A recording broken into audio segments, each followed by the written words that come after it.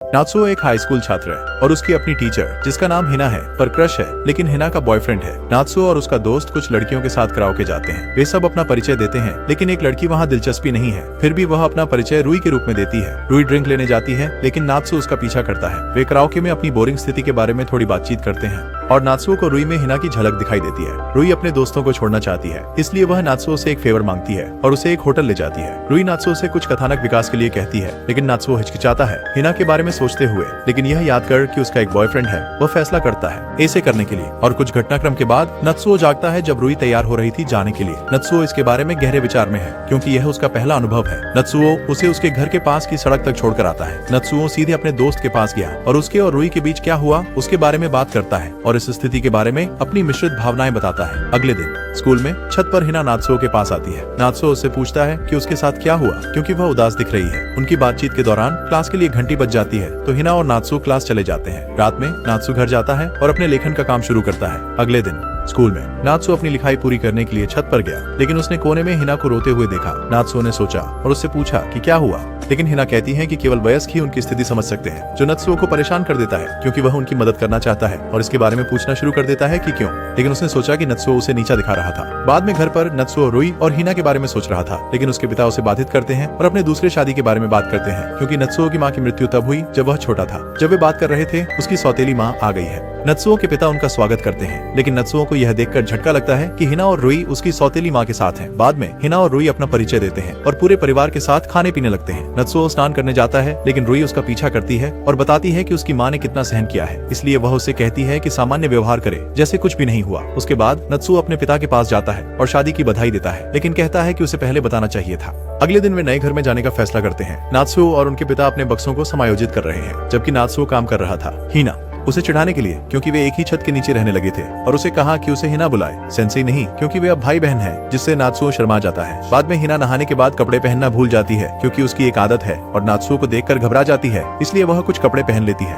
उनके माता पिता बाहर गए थे और हिना सो रही थी। हिना को देखकर नात्सुओ उसे चूमने की कोशिश करता है, लेकिन रुई के पहुंचने से पहले जिसने हिना को लात मारी और उसे अपने कमरे में ले गया। अगले दिन नात्सुओ स्कूल के लिए लेट हो गया, इसलिए उसके बाल बिखरे हुए दिख रहे थे। उसके दोस्त नई ट्रांसफर स्टूडेंट को देखना चाहते थे, इसलिए उन्होंने उसे देखने का फैसला किया, लेकिन नात्सुओ हैरान था, क्योंकि वह रुई थी। रुई नात्सुओ के पास गई और उससे कुछ कहने से पहले नात्सुओ ने उसे रोक दिया और बाहर बात करने ले गया। नात्सुओ ने पूछा कि उनके रिश्ते के बारे में किसी को न बताए, इसलिए रुई ने स्कूल में बात नहीं करने का फैसला किया और चला गया। नात्सुओ क्लास में जा रहा था, लेकिन हिना ने उसे रोका। हिना ने पूछा कि क्या पिछली रात उसके और रुई के बीच में कुछ हुआ था, तो नात्सुओ ने स्थिति समझाई। उसके बाद नात्सुओ क्लास में जाता है और रुई को अकेला बैठा देखता है और उससे पूछता है क्या हुआ।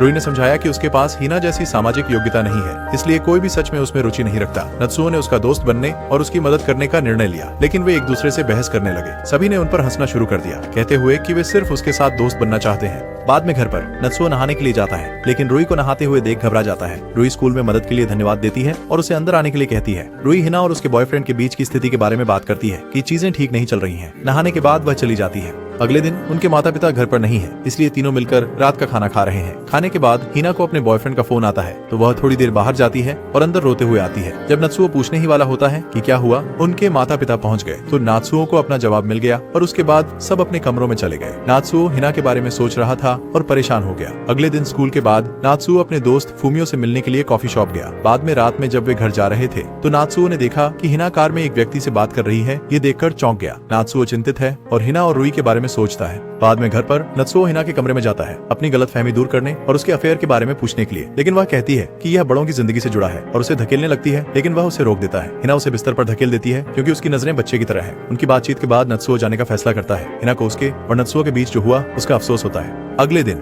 जब सब लोग नाश्ता करने लगे, उसके पिता नात्सुओ को जगाने जाते हैं, लेकिन उसके कमरे से एक पत्र मिलता है और नात्सुओ वहाँ नहीं होता और उसके जूते भी गायब होते हैं। बाद में रुई नात्सुओ को ढूंढने जाती है। नात्सुओ फूमिया के घर में है। जब वह उसे सड़क पर अपने लिए देखती है, तो नात्सुओ उसे अंदर ले जाता है। बाद में रुई नात्सुओ को बताती है कि उसने हिना को उसके बॉयफ्रेंड के साथ फोन पर सुना। वह भी जाती है और उसे रोकने के लिए मनाने की कोशिश करती है, लेकिन यह ठीक नहीं होता। बाद में उस रात वे अपने घर लौट आते हैं। सभी अंधेरे में बैठे होते हैं, लेकिन उन्हें देखकर उनके माता पिता बिना पूछे शादी करने के लिए माफी मांगते हैं। उसी समय हिना भी घर लौटती है और अपने व्यवहार के लिए माफी मांगती है। अगले सुबह हिना नात्सुओ को अभिवादन करती है, लेकिन वह उसे ठंडा रवैया दिखाता है और खाने के दौरान नात्सुओ और रुई अपनी योजना को अंजाम देने का फैसला करते हैं। अगले दिन स्कूल में उन्होंने उसका पीछा करना शुरू किया। जैसे जैसे दिन बीतते गए, दिन और रात हर जगह वे उसे हर जगह फॉलो करते। कुछ समय बाद रूई घर पर उसका फोन ले लेती है ताकि उसके बॉयफ्रेंड के बारे में कुछ पता चल सके, लेकिन बस इतना ही। जब नत्सुओ और रूई कॉफी शॉप में थे, हिना और उसका बॉयफ्रेंड अचानक उनसे टकरा जाते हैं। वे उनके बीच की सारी बातें समझाने लगते हैं, लेकिन नत्सुओ यह सब सुनकर गुस्सा हो जाता है। इससे पहले कि नत्सुओ कुछ करे, रूई धमकी देती है। उसके चेहरे पर पानी फेंककर चली गई तो नात्सुओ उसका पीछा करता है। जब शू उसे स्टेशन तक छोड़ने जाता है तो शू उसे बताता है कि नात्सुओ की उसके लिए भावनाएं हैं और हिना को यकीन नहीं है। उन्होंने अब से एक दूसरे से न मिलने का फैसला किया है। अगले दिन जब नात्सुओ सभी के साथ रात का खाना खा रहा है तो उसे याद आता है कि आज मदर्स डे है, इसलिए वो अपनी माँ को शुभकामनाएं देने का फैसला करता है। और जब वो छोटा था तब अपनी माँ के साथ बिताए समय को याद करता है। जब वो अपनी माँ को शुभकामनाएं दे रहा है, हिना और रूई भी उसकी माँ से मिलने और उन्हें शुभकामनाएं देने के लिए आते हैं। कुछ दिन बीत जाते हैं। जब वह क्लास जा रहा था, एक लड़की ने अपना परिचय दिया। उसका नाम मोमो था। जब रूई अपनी सहपाठियों से बात कर रही थी, उसे अन्य छात्रों से मोमो के बारे में कुछ अजीब अफवाहें सुनने को मिलती हैं, लेकिन वह उनसे बचे। मोमो खुद फैसला करना चाहती है। उसके बाद रूई और मोमो स्कूल के बाद साथ समय बिताते हैं और मोमो अफवाहों के बारे में सब कुछ समझाती है। मोमो रूई से दोस्त बनने का अनुरोध करती है और वे साथ में समय बिताने लगते हैं। नत्सुओ गलती से मोमो और रूई से लाइब्रेरी में मिलता है और उनके साथ समय बिताता है। नत्सुओ के जाने के बाद मोमो ने रूई से कहा कि वह उसे डेट पर पूछे और रूई सहमत हो जाती है।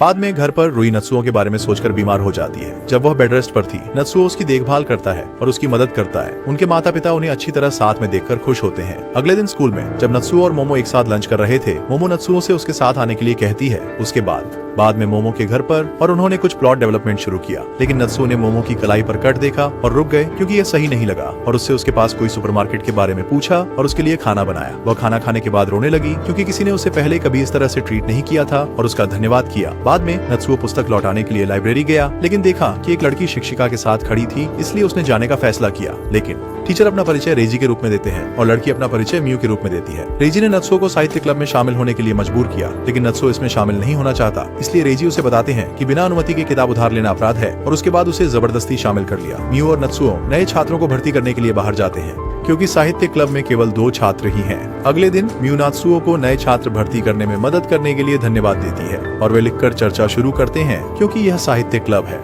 आगे चलकर रूई और मोमो ने साहित्य क्लब में शामिल होने के लिए कहा, लेकिन नत्सुओ वहाँ था तो वे साथ में साहित्य क्लब गए। वो खुद को क्लब के अध्यक्ष के रूप में परिचित कराती है। जब नत्सुओ और मू एक दूसरे से बात कर रहे होते हैं तो रूई को नत्सुओ को मू के इतना करीब देखकर ईर्ष्या होती है। बाद में नत्सुओ और हिना घर पर अकेले थे क्योंकि उनके माता पिता खरीदारी के लिए गए थे और हिना ने पूछा कि क्या उसके पास रविवार को कोई योजना नहीं है ताकि वे साथ में घूम सकें और नत्सुओ सहमत हो जाता है। रविवार को हिना उसे खाने के लिए एक मशहूर रेस्तरां में ले जाती है। एक वेट्रेस उनके अच्छे संबंधों की तारीफ करती है और नत्सुओ शर्मिंदा हो गया। उसके बाद वे दिन का आनंद लेने के लिए अन्य स्थानों पर गए। बाद में वे समुद्र तट गए। नत्सुओ ने हिना के लिए अपनी भावनाएं व्यक्त की और हिना ने समुद्र तट पर बिताए समय के दौरान उनके बीच जो हुआ उसके बारे में बताया। रात को वे साथ में घर लौटे और अपने कमरों में चले गए। हिना नत्सुओ की कहानी पढ़ रही थी जो उसने उसे दी थी। अगले दिन रूई नत्सुओ के कमरे में जाती है और नत्सुओ के प्रति अपनी भावनाओं की पुष्टि करना चाहती है और उससे एक एहसान मांगती है कि वह उसे चूम ले। कुछ समय बाद वह चली जाती है। बाद में स्कूल में नात्सुओ की मुलाकात एक लड़के से होती है। वह अपना नाम एलेक्स बताता है और कहता है कि वह उसी कक्षा में है। स्कूल के बाद जब वे चल रहे होते हैं तो वे देखते हैं कि एक अजीब चोर भाग रहा है, तो एलेक्स और नात्सुओ उसे पकड़ने के लिए दौड़ते हैं। चोर को पुलिस के हवाले करने के बाद पुलिस उन पर भी झूठे आरोप लगाती है, तो रूई उन्हें लेने आती है और एलेक्स नात्सुओ से पूछता है कि क्या वह उसे रूई के साथ बाहर जाने के लिए मना सकता है। घर जाते समय नात्सुओ रूई के प्रति अपनी भावनाओं के बारे में अनिश्चित था। बाद में रसोई में नात्सुओ ने रूई से एलेक्स के बारे में बात की और उसे बाहर जाने के लिए कहा, लेकिन रूई नाराज हो गई और चली गई। नात्सुओ को इसके बारे में बुरा लगता है। बाद में वह रूई के कमरे में इसे स्पष्ट करने जाता है, लेकिन रूई उससे पूछती है कि वे कुछ करना भूल रहा है जब वे किस कर रहे होते हैं। हिना उन्हें देखकर हैरान रह गई। नात्सुओ ने हिना को यह बताने से रोका, लेकिन हिना बिना सुने चली गई। रुडा हिना के कमरे में जाकर स्थिति साफ करती है कि उसने उसे चूमने के लिए कहा और उसके बारे में अपनी भावनाओं के बारे में बताया। अगले दिन नात्सुओ हिना से माफी मांगने जाता है, लेकिन हिना उसे बताती है कि वह यहाँ से जा रही है और स्वतंत्र रूप से रहने जा रही है। बाद में एक त्योहार होता है, इसलिए सभी ने जाने का फैसला किया। जब सभी मजे कर रहे थे और खेल खेल रहे थे तो नात्सुओ हिना को मंदिर के पीछे ले जाता है। गलतफहमी दूर करने के लिए जब वे बात कर रहे थे, हिना रोने लगी और अपनी सच्ची भावनाओं के बारे में बताया और कैसे वह रूई से जलन महसूस कर रही थी और जाने लगी, लेकिन नात्सुओ ने उसे रोका और उसे अपने बाद में रूई हिना के घर छोड़ने पर दुख की महसूस कर रही थी, तो उसकी माँ ने उसे खुश करने का निर्णय लिया और कहा कि वह बाहर जाकर अपनी मन स्थिति को ताजा करे। जब रूई खरीदारी कर रही थी तो उसकी मुलाकात शू से हो गई। शू ने उससे फिर से माफी मांगी, जो जो हुआ उसके बारे में और उसे एक दावत पर ले गया। शू ने अपनी स्थिति के बारे में समझाया और क्या करने जा रहा है बताया। वह गुजर रहे हैं। उन्होंने अपनी पत्नी से तलाक ले लिया। घर पर रूही हिना के कमरे में जाती है माफी मांगने और उन्हें अपार्टमेंट में शिफ्ट होने से रोकने की कोशिश करने के लिए, लेकिन हिना ने समझाया कि वह पूरे परिवार को घोषणा करने के बाद रुक नहीं सकती। बाद में जब नात्सुओ घर लौटा तो उसे हिना का एक पत्र मिला और उसमें उसके अपार्टमेंट की एक चाबी मिली। अगले दिन पूरा परिवार उसके बक्से शिफ्ट करने में मदद करता है। सब कुछ छोड़ने के बाद वे वापस चले जाते हैं। नात्सुओ उस चाबी के बारे में सोच रहा था जो हिना ने उसे दी थी और उसे देखने का फैसला किया। जब वह पहुंचा तो दरवाजा बंद था, इसलिए उसने उसे खोला और कमरे में प्रवेश किया और हिना को सोते हुए देखा। हिना जाग गई। हिना जागती है और उसे पहले के लिए धन्यवाद देती है। उसके बाद कुछ कहानी का विकास होता है। हिना कॉफी बनाने जाती है और उसे कहती है कि वह अंदर आ सकता है। अगले दिन जब रूही और नत्सुओ स्कूल जा रहे होते हैं, एलेक्स नत्सुओ से मिलता है और रूही से अपना परिचय कराता है। एलेक्स ने साहित्यिक क्लब में उनके साथ जुड़ने का निर्णय लिया, इसलिए नत्सुओ रेजी से पूछता है कि क्या एलेक्स जुड़ सकता है और रेजी सहमत हो जाता है क्योंकि उन्हें और छात्रों को आमंत्रित करना है। जब नत्सुओ अपने दोस्तों से बात कर रहा होता है, हिना दिखाई देती है। नत्सुओ रुककर हिना से बात करने लगता है। जब नत्सुओ फिर से अपनी भावनाओं के बारे में पूछता है तो वह कहती है कि उसके भी वही भाव है। बाद में एक स्कूल फेस्टिवल आता है और साहित्य क्लब के सभी सदस्य अपना समय आनंद ले रहे थे और विभिन्न गतिविधियां कर रहे थे। अगले दिन साहित्य क्लब में सभी यह सोच रहे थे कि रेजी के साथ क्या हुआ, क्योंकि वह कुछ समय से छुट्टी पर था और उसे देखने का निर्णय लेते हैं। नात्सुओ उसके अपार्टमेंट को देखकर हैरान हो जाता है। वे रेजी से मिलते हैं और पता चलता है कि वह एक पेशेवर लेखक है, इसलिए अपने काम की वजह से उसने इसे पूरा करने के लिए स्कूल से छुट्टी ली।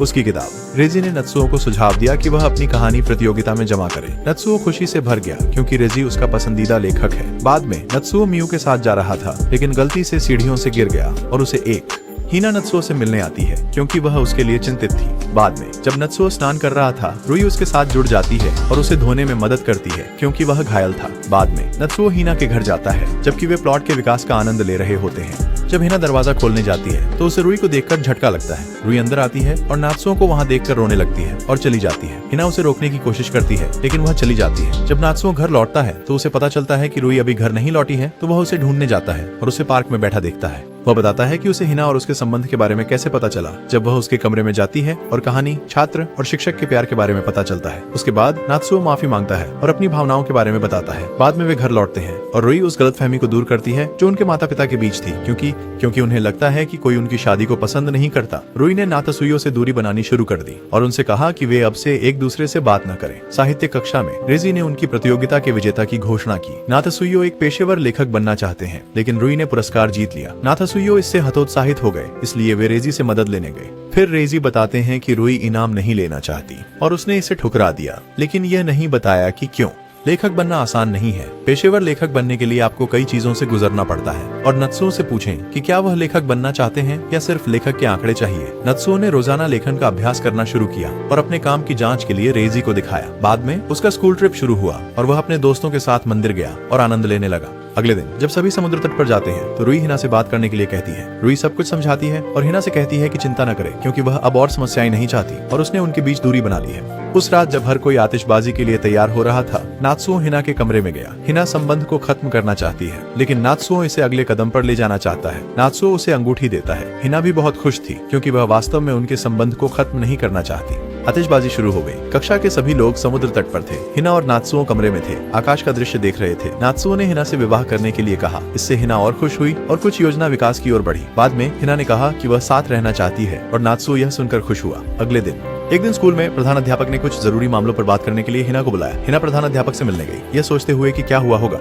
जब वह पहुंची, प्रधान अध्यापक ने नत्सुओ और हिना के प्लाट विकास की एक फोटो दिखाई। हिना इसे देखकर चौंक गई। उसने माफी मांगी और अनुरोध किया कि किसी को न बताएं क्योंकि इससे केवल और समस्याएं उत्पन्न होंगी। बाद में सभी लोग सभा कक्ष में इकट्ठे हुए। हिना मंच पर आकर सभी को क्रिसमस की बधाई देती है और बताती है कि वह कुछ व्यक्तिगत कारणों से दूसरे स्कूल में जा रही है। यह सुनने के बाद सभी हैरान रह गए। नात्सुओ ने रूही से पूछा कि क्या हुआ, उसे भी कुछ पता नहीं है। नात्सुओ प्रधानाध्यापक के ऑफिस में गया, लेकिन कोई उसे नहीं बताता कि क्या हुआ। बाद में स्कूल की छत पर रेजी हिना से बात करने जाता है और कहता है कि उसे उनके और उनके रिश्ते के बारे में पता है। हिना ने नात्सुओ के बारे में सोचते हुए और सब कुछ पर पछताते हुए रोना शुरू कर दिया। बाद में नात्सुओ हिना के अपार्टमेंट गया, लेकिन पता चला कि वह वहां से चली गई है। नात्सुओ को एक पत्र मिलता है जो हिना ने उसके लिए छोड़ा था। उसने समझाया कि उनके रिश्ते के बारे में स्कूल को पता चल गया था और उसने किसी को न बताने पर जोर दिया, इसलिए उसने स्कूल बदलने का निर्णय लिया। हिना नात्सुओ को धन्यवाद देती है और उसे बताती है कि वह उसके बिना आगे बढ़े और अपने लेखक के रूप में करियर बनाए। साथ ही वह उससे कहती है कि वह उसे सबसे अधिक प्यार करती है। हिना के जाने के बाद नात्सुओ उदास हो जाता है। उसके दोस्त उसकी चिंता करते हैं, इसलिए वे उसे खुश करने जाते हैं, लेकिन वह कोई जवाब नहीं देता। उसका दोस्त उसे मारना शुरू कर देता है क्योंकि वह एक बच्चे की तरह व्यवहार कर रहा है। नात्सुओ बहुत असहाय महसूस कर रहा है क्योंकि वह हिना की मदद नहीं कर सकता। बाद में नात्सुओ ने रेजी के पास जाकर उपन्यासों और अपने काम के बारे में बात की क्योंकि वह खुद को व्यस्त रखना चाहता था। रुई रात्सुओ के कमरे में डिनर देने जाती है लेकिन वह उसकी तरफ देखता तक नहीं। बाद में जिन रात्सुओं को सार्वजनिक बांथ में जाने के लिए धमकी देकर अपहरण करने की धमकी देता है। जब वे स्नान कर रहे होते हैं, जिन उसे अपनी पिछली कहानी बताता है और उसे खुश करता है कहते हुए तुम्हें चलने रहना चाहिए चाहे तुम्हें कैसा भी महसूस हो और जिस स्थिति में भी तुम हो। बाद में जब रुई रात्सुओ को उसका डिनर देने जाती है वह उसका धन्यवाद करता है। उसने अपनी कहानी पर ध्यान केंद्रित करना शुरू कर दिया। दिन गुजरते गए, चाहे उसे कैसा भी महसूस हो, उसने अपनी कहानी जारी रखी और अंततः अपनी कहानी पूरी की। नया साल आता है। नत्सुओ और रुई अपने दोस्तों के पास जश्न मनाने जाते हैं। सभी ने तय किया कि वे रेजी के स्थान पर जाएंगे क्योंकि नत्सुओ अपनी कहानी रेजी को देना चाहता है। बाद में जब सभी चले जाते हैं, रेजी उसकी कहानी पढ़कर प्रभावित हो जाते हैं। कुछ दिन बाद रेजी नत्सुओ को मिलने के लिए आमंत्रित करते हैं। जब नत्सुओ रिगी के स्थान पर पहुंचते हैं, एक व्यक्ति ने खुद को सुशिरो के रूप में प्रस्तुत किया। वह नत्सुओ के काम से प्रभावित था। वह नत्सुओ को रिटर पुरस्कार समारोह में ले गया। पता चलता है कि रयूजी ने अपनी रचना प्रतियोगिता में प्रस्तुत की है और नात्सुओ ने पुरस्कार जीता है। फिर नात्सुओ भाषण के लिए जाता है और वहाँ बहुत खुश होता है। बाद में नात्सुओ घर लौट आया। वह हिना को देखकर चौंक जाता है लेकिन पता चलता है कि उसने रुई को हिना समझ लिया था। रुई वहाँ से भाग जाती है और नात्सुओ माफी मांगने जाता है और अंत में रुई अपनी सच्ची भावनाएं नात्सुओ के प्रति व्यक्त करती है और वह उसे फिर कभी जाने नहीं देती। और इसी के साथ एनीमे खत्म होता है। अगर आपने आनंद लिया तो लाइक, शेयर और सब्सक्राइब करना न भूलें।